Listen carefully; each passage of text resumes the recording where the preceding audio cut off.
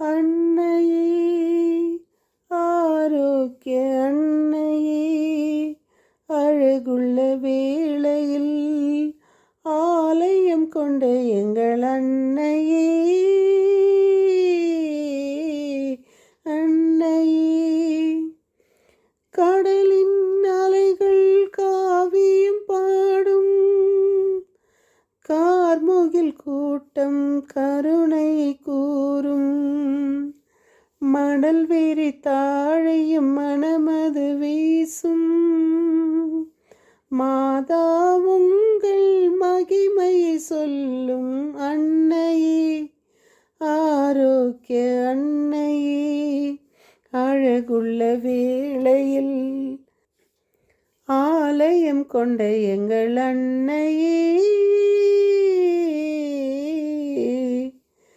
பன்னிரு விண்மீன் முடியினை கொண்டாய், பாதத்துக்கு அணியாய் நிலவினை பதித்தாய், உன்னிரு கரங்களில் உலகத்தின் ஒளியாய், உத்தமர் இயேசுவை பாலனை கொண்டாய் அன்னையே, ஆரோக்கிய அன்னையே, அழகுள்ள வேளையில் ஆலயம் கொண்ட எங்கள் அன்னையே.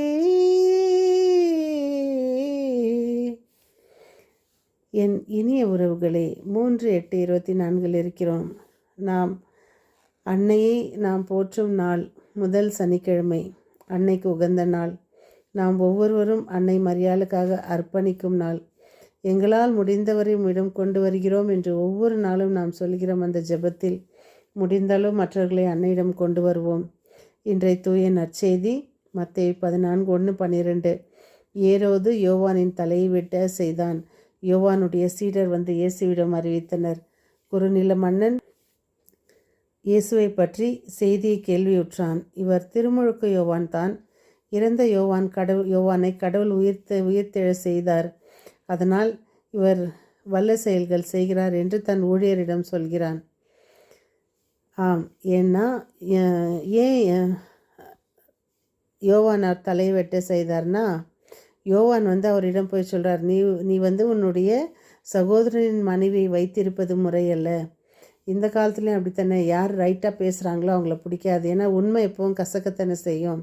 ஆனால் அந்த காலத்தில் அரசனிட்ட அவனுடைய அந்த ஆணைக்காக அந்த ஆணை பிறப்பித்து அவனுடைய அந்த ஏமாற்றப்பட்டு அந்த அந்த மனைவியின் அவன் வைத்திருக்கும் மனைவியின் மகள் நடனமாடி அரசனை நம்ம இதை கேட்டால் அரசன் கொடுத்துருவார். ஏன்னா எது வேணாலும் நீ கேளுன்னு அரசன் வாய் விட்டுறாரு. அதனால் அந்த சொன்ன வாக்கு மீறக்கூடாதுன்றதுக்காக அந்த காரியத்தை செய்து அவரை அடக்கம் அவன் தான் உயிரோடு வந்திருக்குவார் அப்படின்ட்டு அந்த அரசன் சொல்கிறார்.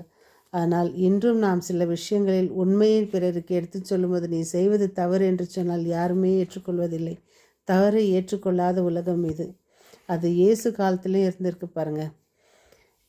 நாம் தொடரும் சங்கீத தொடர்ச்சி. ஆண்டவரே, நீர் இதை கண்டும் மௌனமாயிராதீர். என் தலைவரே, என்னை விட்டு தொலைவில் போய்விடாதீர். என் கடவுளே, கிளர்ந்தெழும் என் தலைவரே, விழித்தெழுந்து எனக்கு என் வழக்குக்கு நீதி கிடைக்க செய்யும். நாம் நிறைய நாட்கள் இறைவனிடம் நாம் போராடுவோம். ஆண்டவரே, நான் எத்தனையோ நன்மை காரியங்கள் செய்கிறேன், எத்தனையோ நல்லது செய்கிறேன். ஆனால் நான் வந்து இந்த மாதிரி இருக்கிறேன், நான் சொல்கிறது யாரும் ஏற்றுக்க மாட்டேன்றாங்களே, நான் சொல்கிறத யாரும் புரிஞ்சிக்க மாட்டேன்றாங்களே, நான் உண்மையை தானே பேசுகிறேன். நம்ம அழுகுறோம் ஆண்டவர்கிட்ட. ஆண்டவர் நமக்காக நிச்சயம் நீதியின் தேவன் நமக்காக நீதி கிடைக்க செய்வார். நீதிமொழிகள், நேர்மையாளருக்கு அபதாரம் விதிப்பது நன்றல்ல, மேன்மக்களுக்கு கசையடி குடிப்பதும் முறையல்ல. தம் நாவை காத்து கொள்பவரே அறிவாளி, தம் உணர்ச்சிகளை அடக்கி கொள்பவரே மெய் அறிவாளர். பேசாதிருந்தால் மூடனும் ஞானம் உள்ளவன் என்று கருதப்படுவான், தன் வாயை மூடிக்கொண்டிருப்பவன் அறிவுள்ளவன் எனப்படுவான்.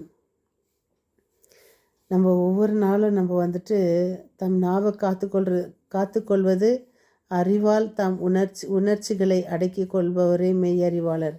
நம்ம எந்த நேரத்தில் எதை பேசணுமோ அதை மட்டும் பேசணும். நம்ம தேவையில்லாத பேச்சுகள் பேசணுமுன்னா நம்ம அதனாலே நாம் சிக்கிக்கொள்வோம். இதோ நாம் தினம் வாசித்து வரும் இந்த வசனங்களும் நம்மை நல்வழிக்கு கொண்டு செல்ல, இறைவனின் பாதையில் நம்மை வளர்க்க, இயேசுவின் வசனம் நம்மை வாழ வைக்கும். அவருடைய வார்த்தையே நமக்கு விளக்கு, இந்த உலகின் ஒளி. அவர் நம்மை காத்து வருகிற ஒவ்வொரு நாளும் ஆசீர்வாதமான நாளாக நமக்கு அமையட்டும். இதோ நாம் மீண்டும் சந்திக்கும் வரை உங்கள் அன்பு தோழி. இதோ இன்று முதல் சனிக்கிழமை அன்று அன்னை மரியாளுக்கு மறக்காமல் ஜெபமாலையும் திருபலியும் ஒப்பு கொடுப்போம். மீண்டும் சந்திக்கும் வரை உங்கள் அன்பு தோழி.